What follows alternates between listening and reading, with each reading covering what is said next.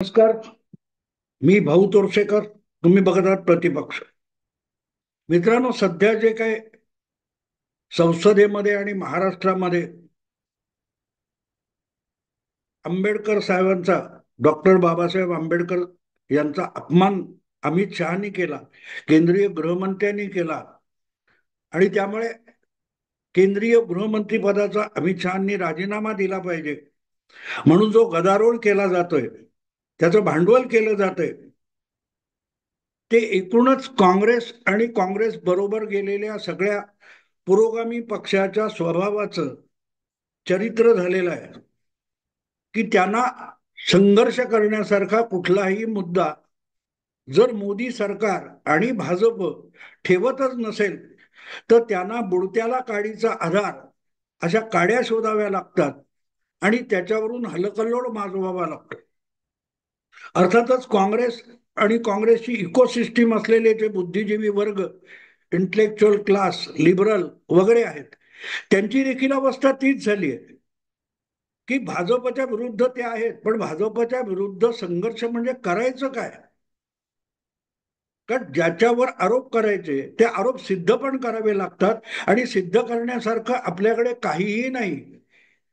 ही जर काँग्रेसची समस्या झालेली असेल आणि काँग्रेसच्या इको पुरोगामी सिस्टीमची व्यवस्था झालेली असेल तर त्यांना नसलेले मुद्दे सुद्धा राईचा पर्वत करून गदारोळ करणं अपरिहार्य होऊन जातं आणि त्यातूनच हा मुद्दा आलेला आहे. अमित शहा यांचं जे 90 मिनिटाचं संसदेतलं भाषण आहे त्यामध्ये त्यांच्यातलं एकच वाक्य, 15-13 सेकंदाचं एक वाक्य उचलून बाबासाहेबांचा अपमान, बाबासाहेबांचा अपमान. मित्रांनो, अगदी खरं सांगायचं तर अमित शहा जे बोललेत ते एका संदर्भामध्ये घ्यावं लागतं. आज त्यावरून देखील जी काय अक्कल उद्धव ठाकरे आणि संजय राऊत वगैरे पाजळतात त्यांना एक आठवण करून द्यावीशी वाटते. 1992च्या आणि 93च्या दंगली, बॉम्बस्फोट वगैरे कालखंडामध्ये जे काय सामनामधून अग्रलेख प्रसिद्ध झाले होते त्या अग्रलेखाच्या विरुद्ध काय 12-15 अग्रलेख असतील, त्याच्या विरुद्ध दिलीप डिसोजा आणि आणखीन एक कोणतरी होते, मला नाव आठवत नाही, मुंबईचे मुंबई पूर्व महापालिका आयुक्त याने हायकोर्टामध्ये अर्ज केलेला होता आणि त्या 4 अग्रलेखांवर दादर पोलीस ठाण्यामध्ये रेग्युलर फौजदारी तक्रार, FIR दाखल झालेला होता. पण ज्यावेळेला अशा स्वरूपाचा FIR दाखल होतो तेव्हा त्याच्यात पुढील कारवाई करण्यासाठी राज्य सरकारची परवानगी मागितली जाते आणि त्यावेळेला ज्यावेळेला हे सगळं घडत होतं त्यावेळेला राज्याचे मुख्यमंत्री आणि गृहमंत्री शरद पवार होते, पण तिथून ती परवानगी मिळाली नाही आणि ते 4 अग्रलेख ज्याच्यावर FIR होता त्यावरची कारवाई तशीच मागे पडली. पण उरलेले जे अग्रलेख होते, मला वाटतं 11 अग्रलेखावर हायकोर्टामध्ये हा दिलीप डिसोजा वगैरे त्यांनी जो अर्ज केला होता त्याच्यावरचा निकाल आलेला होता आणि तो निकाल जातीय दंगलीला चिथावणी देणं असा आरोप जो होता तो फेटाळून लावताना हायकोर्टाने अशा बाबतीत काय निकष असतात त्याचं स्पष्टीकरण दिलेलं होतं की त्या अग्रलेखातलं एक वाक्य उचलून तुम्ही त्याला जातीयवादाला किंवा जातीय दंगलीला चिथावणी असं म्हणू शकत नाही. संपूर्ण अग्रलेख वाचून त्याचा आशय घेऊन त्या आशयाच्या आधारे यात चिथावणी आहे की नाही हे बघावं लागतं आणि म्हणून त्या 11 अग्रलेखावर जी याचिका करण्यात आली होती ती हायकोर्टाने फेटाळून लावली होती की यात कुठलीही धार्मिक दंगलीची चेतावणी नाही. मुद्दा काय होता मित्रांनो की त्यातलं एक वाक्य काढून किंवा एक परिच्छेद काढून त्याच्या आधारे त्याला धार्मिक दंगलीची चिथावणी म्हणता येणार नाही. पण त्याच निकालपत्रामध्ये हायकोर्टाने म्हटलं होतं की आम्ही 15 पैकी 11 अग्रलेखावर हा निर्णय देतो आहोत, बाकीचे 4 अग्रलेख याच्यावर फौजदारी तक्रारी पोलिसांनी नोंदवलेल्या आहेत आणि जोपर्यंत त्यावर सरकार किंवा पुढली कारवाई होत नाही तोपर्यंत आम्ही त्या 4 अग्रलेखाबद्दल मत प्रदर्शित करणार नाही. पण जे 11 अग्रलेख तक्रार म्हणून आमच्याकडे आलेले आहेत, याचिका म्हणून आलेत, ते आम्ही साफ फेटाळून लावतो. यात कुठलीही धार्मिक दंगलीची चिथावणी नाही. उद्धव ठाकरेंना संजय राऊत त्यांनीच ते लिहिलेले होते, पण त्यांनाही आठवत नसेल यातलं काय, कारण आज ते काँग्रेसच्या वळचणीला जाऊन बसलेले आहेत. हे मला एवढ्यासाठी आठवतं की 99 मध्ये जेव्हा राज्यामध्ये सत्ता पालट झाला आणि छगन भुजबळ हे उपमुख्यमंत्री आणि गृहमंत्री झाले, तेव्हा त्यांनी 2000 सालाच्या आरंभी बाळासाहेब ठाकरे यांच्या विरुद्ध दादर पोलीस ठाण्यामध्ये जी तक्रार दाखल केली होती त्याच्यावर पुढील कारवाई करण्याच्या फाईलवर सही केली आणि खूप तमाशा झालेला होता. बाळासाहेब ठाकरे संपादक, संजय राऊत कार्यकारी संपादक आणि सुभाष देसाई हे प्रकाशक म्हणून या तिघांना आरोपी करण्यात आलं होतं. आणि त्या तिघांच्याही अटकेचा फतवा एक प्रकारे भुजबळांनी काढला होता. त्याचं पुढे काय बोऱ्या बसला तुम्हाला माहितीये. पण हे सगळं प्रकरण माझ्या लक्षात एवढ्यासाठी राहतं की तेव्हा मी एक स्पष्टपणे लिहिलं होतं की सगळे आज जे काही उद्धव ठाकरेंच्या आरत्या ओवाळणारे संपादक आहेत ते इतके सुखावले होते, इतके सुखावले होते की चला आता बाळासाहेबांना अटक होणार आणि आता बाळासाहेबांची धिंड काढली जाणार असं म्हणणारे निखिल वागळे पासून हेमंत देसाईंपर्यंत आणि कुमार केतकरांपासून जे कोणी असतील ते हे सगळे कमालीचे सुखावले होते, पण ते पूर्णपणे निर्बुद्ध होते. ह्या बेअक्कल्यांना कायदा कळत नाही हे मी माझ्या लेखातून स्पष्टपणे म्हटलं होतं. आणि त्याला आधार म्हणून मी हायकोर्टाने दिलेला निकाल सांगितलेला होता की हायकोर्ट जसं म्हणतं की एखादं परिच्छेद किंवा एखादं वाक्य काढून त्याच्या आधारे तुम्ही कुठलाही आरोप सिद्ध करू शकत नाही. त्या संपूर्ण लेखाचा जो आशय आणि हेतू आहे तो विचारात घेतला तर तुमचा आरोप लागू होत नाही. जर 11 अग्रलेखांना ते लागू होतं तर त्याच आधारावर ज्या 4 अग्रलेखावर फौजदारी तक्रार दादर पोलीस ठाण्यात आहे ती पण कोर्टामध्ये टिकणार नाही. आणि दुसरी गोष्ट की जी कालमर्यादा असते त्या कालमर्यादा उलटून गेल्यामुळे हा खटला पुढे चालू शकत नाही असंही मी सांगितलं होतं.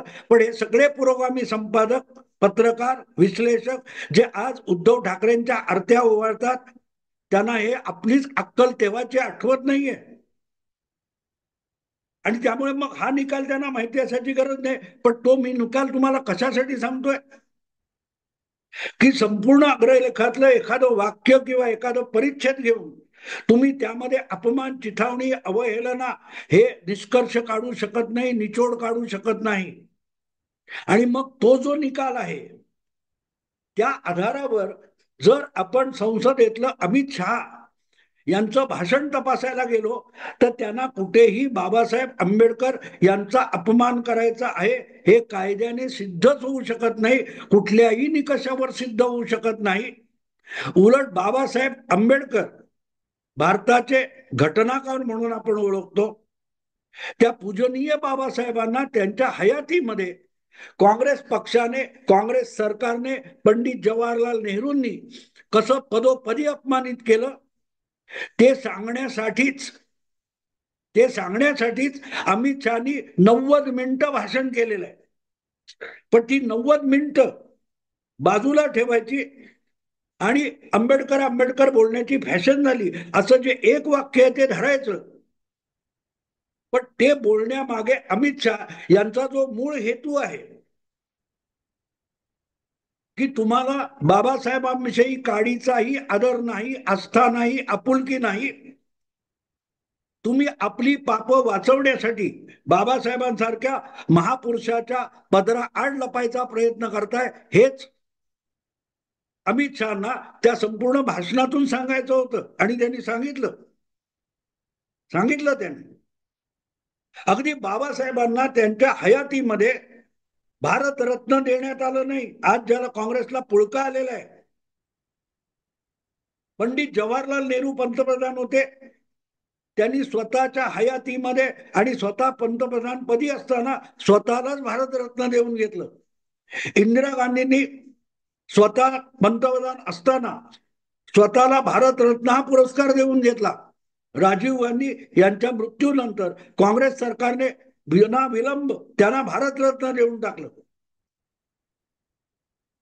पण बाबासाहेब आंबेडकर ज्यांनी अपार कष्ट घेऊन भारताची राज्यघटना लिहिली, त्या बाबासाहेबांचा कधीही सन्मान केला नाही. किंबहुना पदोपदी त्यांचा अपमान करण्यात काँग्रेस पक्षाने, काँग्रेस सरकारांनी धन्यता मानलेली आहे. आणि तोच सगळा तपशील त्या 90 मिनिटाच्या भाषणामध्ये अमित शहा सांगतात.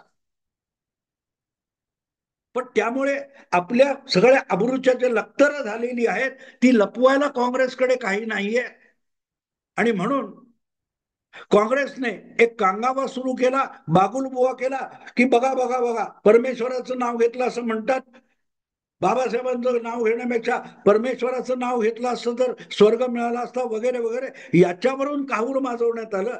पण अमित शहाचं पूर्ण 90 मिनिटाचं भाषण, त्यात जे मुद्दे उपस्थित केलेत त्याबद्दल चकार शब्द बोलला जात नाही. आणि दुर्दैव असं आहे की या सगळ्या नाटकामध्ये बाळासाहेबांचा सुपुत्र आणि त्यांचा पक्ष निळ्या टोप्या घालून सहभागी झालेला आहे.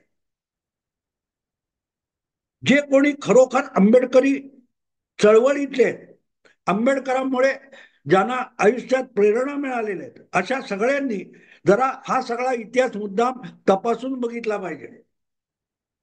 जो इतिहास अमित शहा सांगतात त्यामध्ये कुठे काय चूक आहे, खोटं आहे, हे समोर आणावं. काल परवाची गोष्ट आहे, मी कुठच्या तरी एका व्हिडिओमध्ये बघत होतो.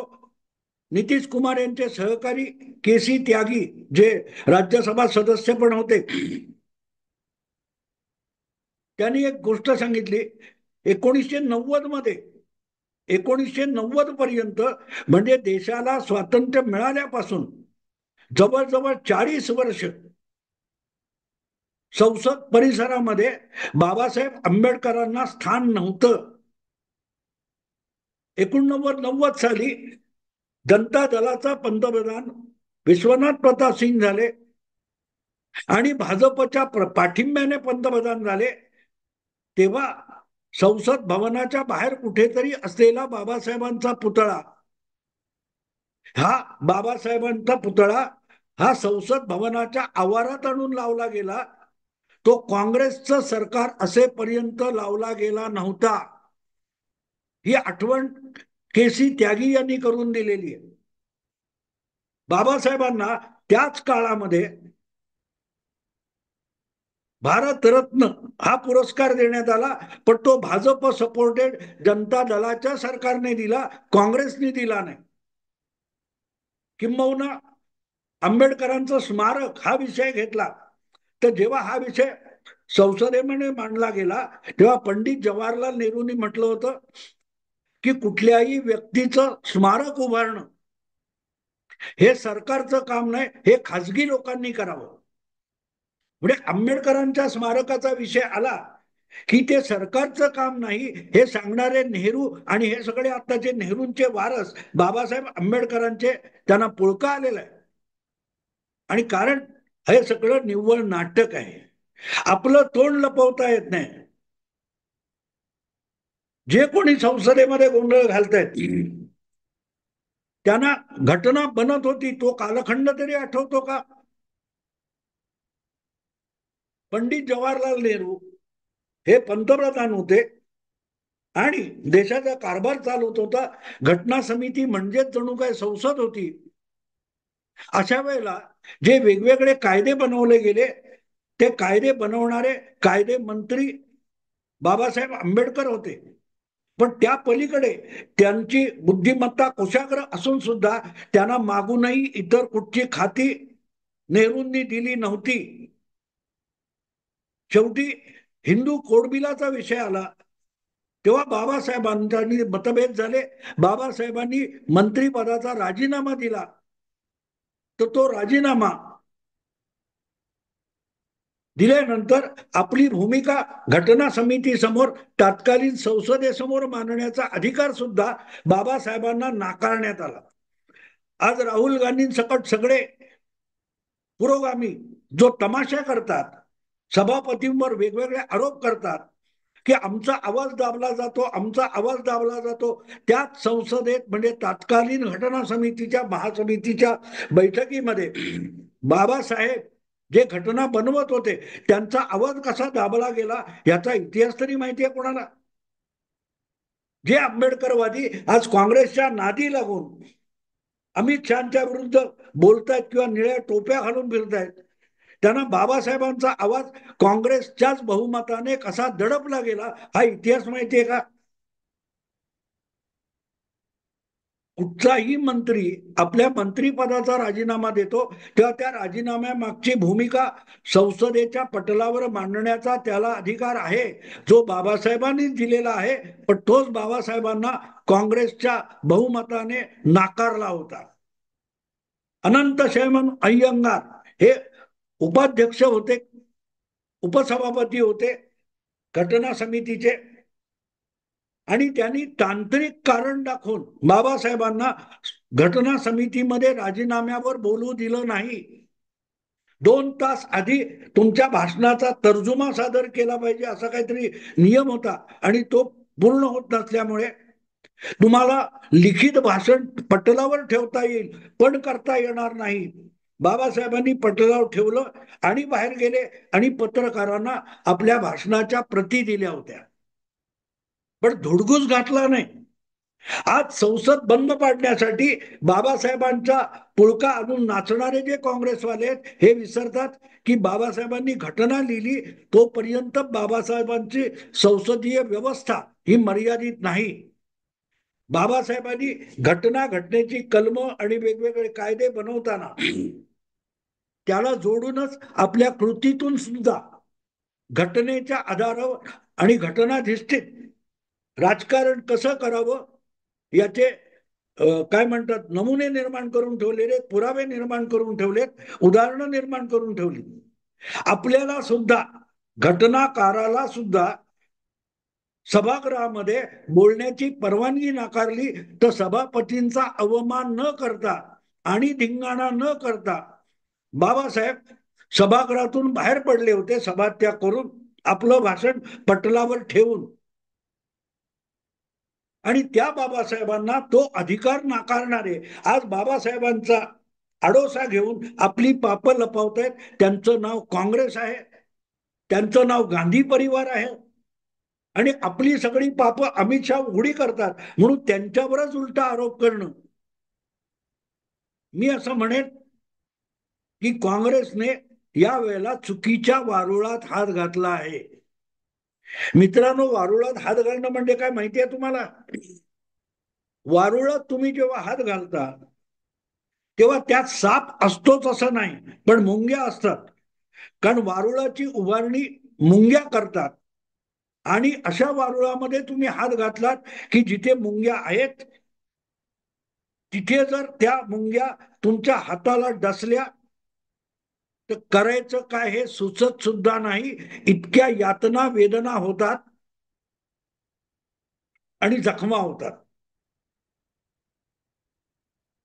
अमित शहाच्या त्या भाषणाच्या निमित्ताने बाबासाहेबांचा आडोसा घेऊन काँग्रेसने जे काय राजकारण आरंभलेलं आहे तो चुकीच्या वारुळात घातलेला हात आहे.